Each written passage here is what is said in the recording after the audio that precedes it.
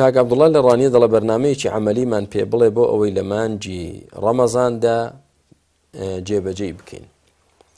بەرنامەی عەمەلی برا بەڕێزەکەم لێستاوە نیەتت هەبێت کە تۆ بە ڕۆژوو دەبی ئینشاءالله، و نیەتت هەبێ شەو نوێژەکان بە جەماعەت تەڕاویحەکانت دەکەیت لە مزگەوتێک کە بتوانی بۆی بچیت و بە گوێرەی سوننەت نوێژەکان بە خوشوعەوە و بە درێژی بکەن.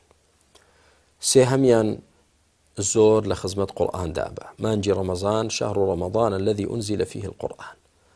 هەوڵدە نازانم کەسابەتی تۆ و بەرنامەی ژیانت چۆنە، بەڵام موسڵمانان تێکڕا هەوڵدەن بە ڕۆژ ختمەیەک بکەن لە درێژایی ڕەمەزاندا و بە شەویش ختمەیەکی قورئان بکەن.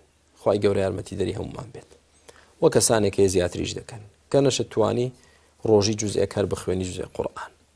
ئەوەش ئەو و زۆر دوعاکردن لە کاتی پارشێو و لە کاتی بەربانگدا ڕۆژوشکاندن. و حەوتەمیان هەوڵدەی نوێژەکانت هەمووی بە جەماعەتکەی. و هەشتەمیان هەوڵدەی سەدەقە و خێر زۆر بکەیت. نۆیەمیان ئیفطار الصائم، هەوڵدەی کە خواردن بۆ ڕۆژەوان دابین بکەی یا ئەو شتێک کە ڕۆژی پێدەشتێنن. و دەیەمیان پابەندی زیکرەکانی خوای پەروەردگار بی، یادی خوای گەورە بەیانیان ئێواران بەردەوام بیکەیت ئینشاء الله تعالی.